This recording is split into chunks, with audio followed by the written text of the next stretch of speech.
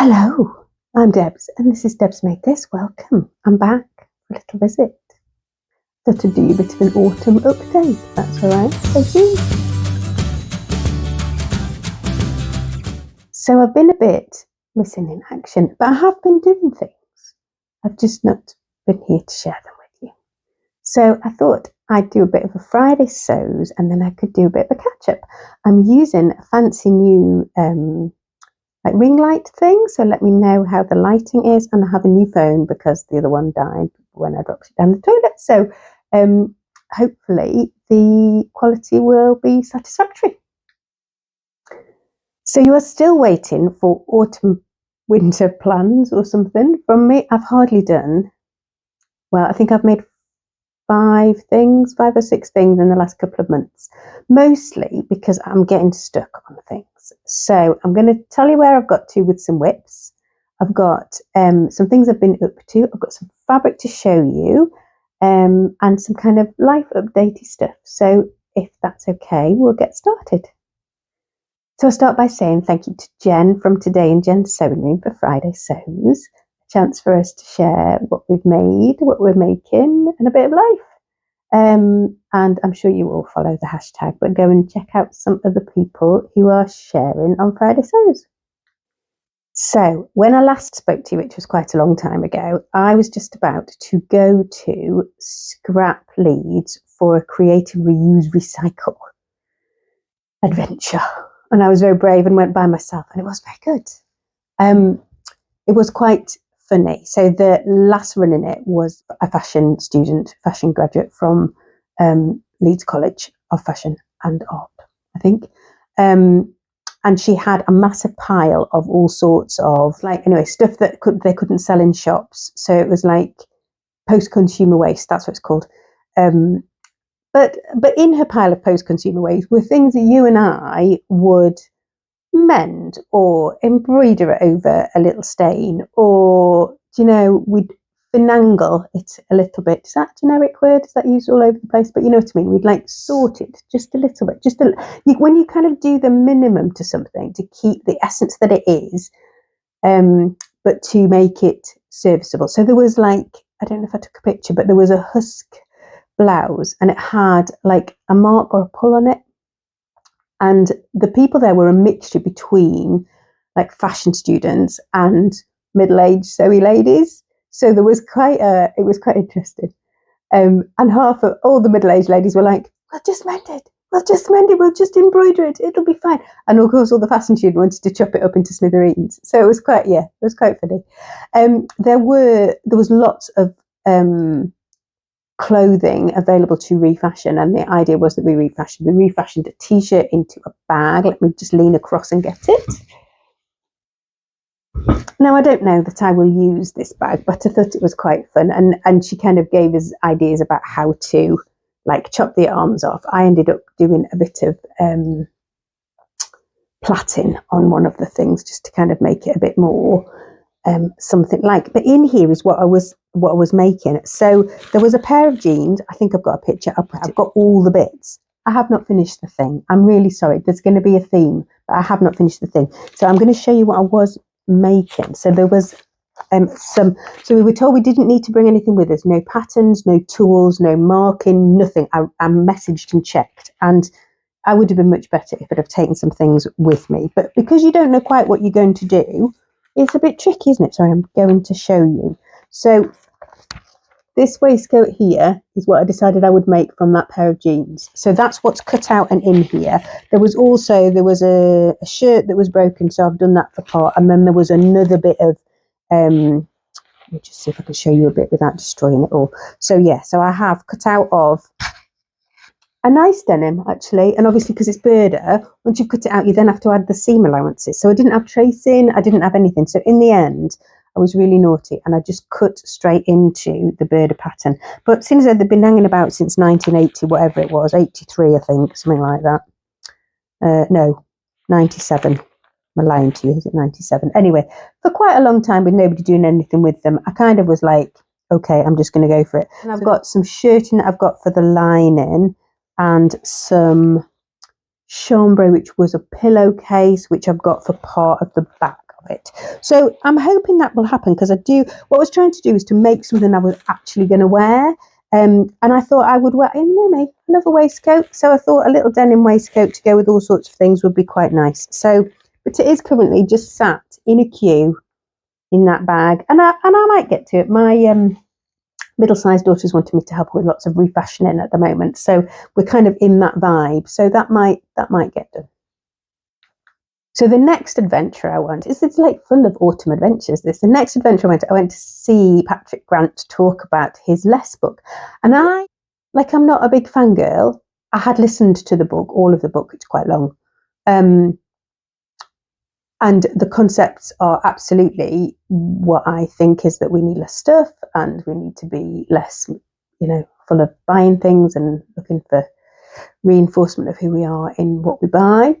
But I think he's obviously a man who has never had nothing. He's never not had shoes to wear for school. And I think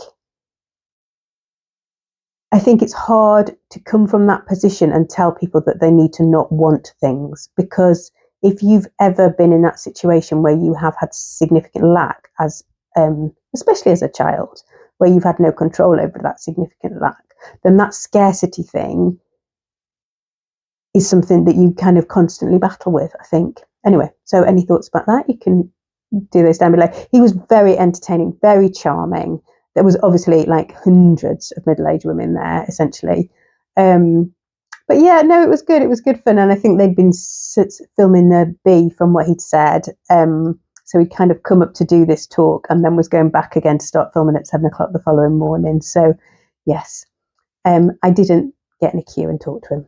And if you know me, you'll know that I would be very highly unlikely to do that. I would be perfectly happy to go for a cup of tea or a glass of something with him and have a chat, but I'm not going to stand in a queue and ask questions in that situation. But I did go and I really enjoyed it.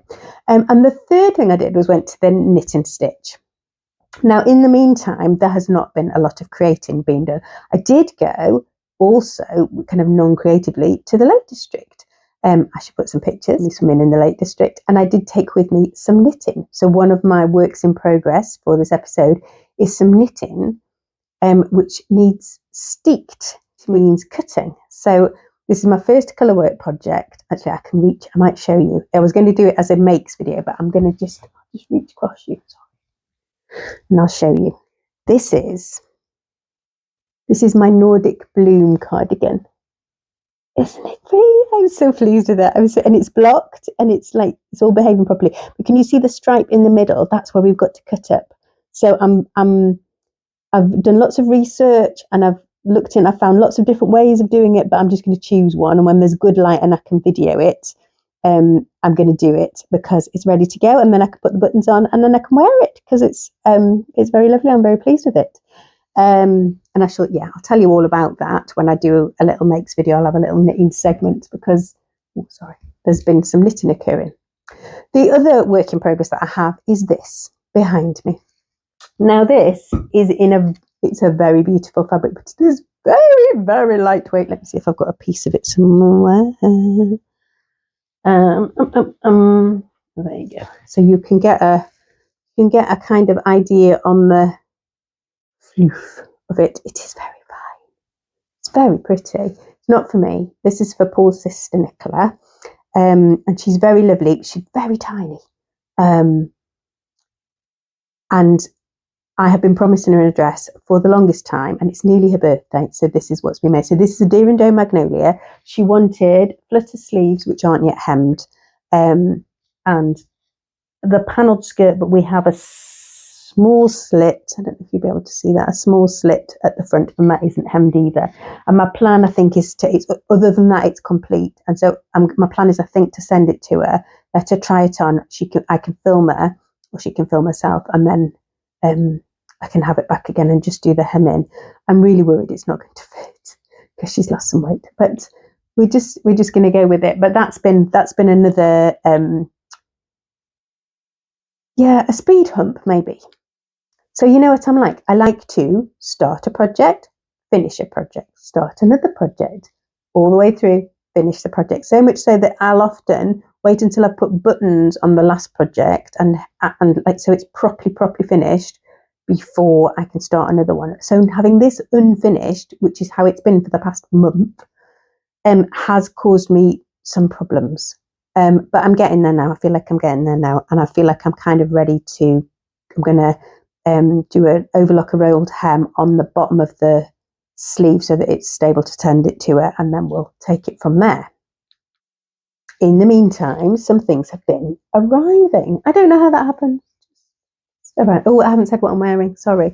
This is an I Am Irma, which was my one that I made 3 sizes too big and had to take in, which is why the collar's still a little bit big. But in this beautiful cotton lawn, and it's layered up with one of my first knits. I can't remember the name of it, but it's very cozy. And I'm wearing it with my very favourite chalk and notch aisle cords in the flared version. I love these. They're too big really, but they've not been off my back. I've really enjoyed wearing them. Anyway, that's what I'm wearing. I finally remembered to do that. So the things that have been arriving, I'm going to show you. I think I've got some things that came. I've got things that came before the knitting and stitching. I've got the things I bought at the knitting and stitching, and then I've got some things that have come afterwards. Oh, and there's another one upstairs, so you might have to miss that one. The first is this. This is not for me. This has been chosen by the youngest child because he wants a jumper in this very, very soft fabric. All of my kids have sensory issues, and this is what he wants. So this is what we're doing. I am going to make the Jackson pullover by Helen's Closet. I haven't made that before. I have made lots of her patterns. And I have some pale green French terry on the table ready to cut out for his toile. He's let me measure him, which is good. He wants it kind of long and oversized. So I've gone up a size from his measurements, having looked at the finished garment, and we'll go with that. So that's ready. I'm going to cut that out this evening, I'm hoping. And then hopefully I can get this done and cut out. I didn't want this and the cutting of this to happen at the same time. So that came from Andrea at Beyond the Pink Door. Now I don't very often buy fabric from Andrea. I don't know why. I think probably she didn't exist when I first started buying fabric. So you tend to buy fabric from the places that I do, that I've always bought from, or where I can go and put hands on. So, but she had that, and so I bought that, and it came quickly. I feel like I bought something else there was some ribbon that came, but it didn't match. I had put a note on to say, if there's one that you've got that's got a better match, could you substitute please? But the one that came was very, very kind of cold dark navy, whereas that's much a warmer navy. But I think I've got something in my stash that will work. So I've got a couple of fabrics that have come from Sew this week. I think these were 20% off. Now, in my defence, I have been stalking these for about 18 months to 2 years. So all the time I was last Sew standing, these have been sitting there looking at me. These have been on my list of things that I would like to have. So yes, now I'm not. I did. And the first is this French terry in this, I don't know if it'll come up, it's like a rosy mauvey kind of stripe with a creamy colour is the other stripe. And I think that's probably all right colours wise. That's going to be a long sleeve t-shirt. It matches perfectly, because bless her, she sent me a swatch to check, with the See You at 6 French terry set that I made last year. So I'm really pleased that goes nicely. But also I think it looked really nice with denim, with blue denim as well. And obviously with all my kind of khaki colours and things. So it's, really nice colour. Now the other one is not, you see, I say it's not seasonally appropriate. It's cotton lawn. But you see, I'm wearing cotton lawn. So it is seasonally appropriate because I'm wearing it. So it's this. This is so pretty. So this is supposed to be a cashmere Vernon shirt. I mean, it could be any shirt, couldn't it? Wouldn't matter, really. I haven't quite decided if I want one straight sleeves or if I want the lantern sleeve, because I really like the lantern sleeve on my other one, but it does mean it's not as versatile. It's not as easy to roll up and chuck up your sleeves. And I think if I do it with straight sleeves, it will feel more trans-seasonal. Oh, speaking of trans-seasonal, not that I'm going to get distracted, but I ended up at a point, I can't remember if I talked to you about this, where I'd taken the summer stuff up into the loft, but I hadn't brought the winter stuff down. So the only things in my wardrobe were like true trans-seasonal pieces. And it felt really nice. There was I probably had 15 garments hanging up.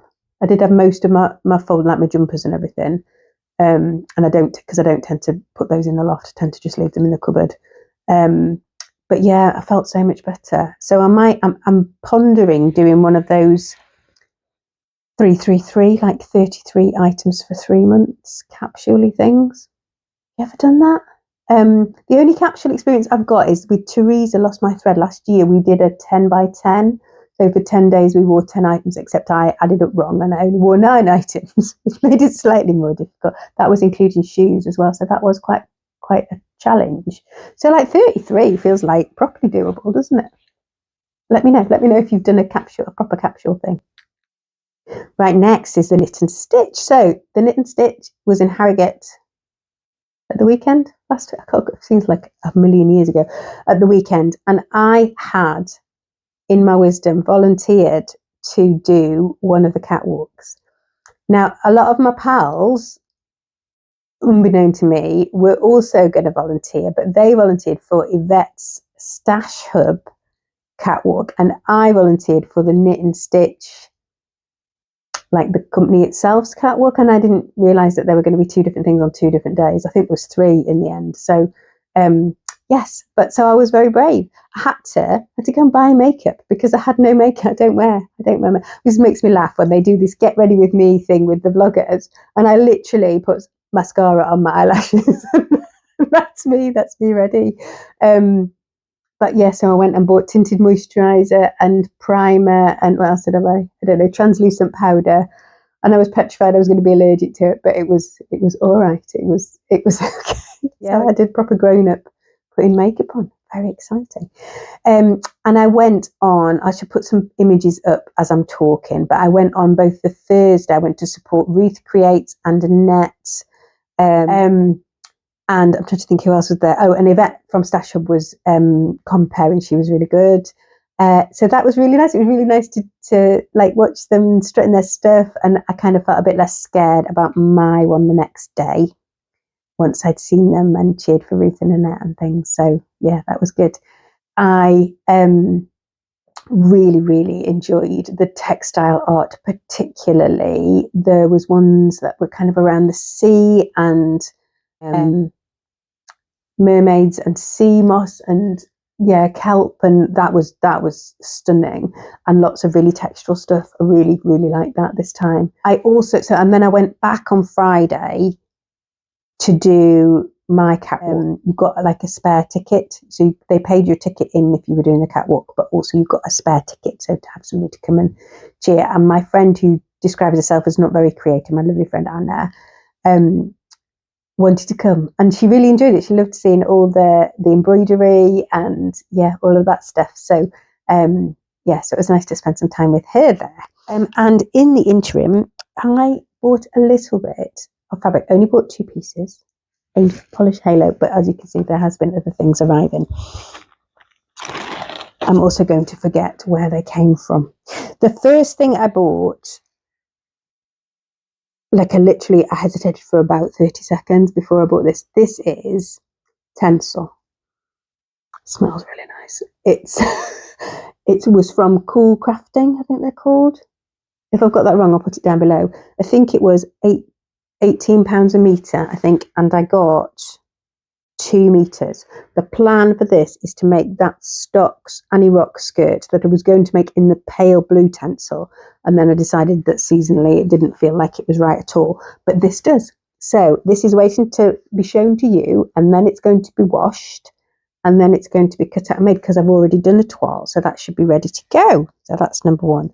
It feels, honestly, let me see if I can pull some out for you, but the drape on this, the colour is lovely, like a real kind of warm plummy blackberry maybe colour.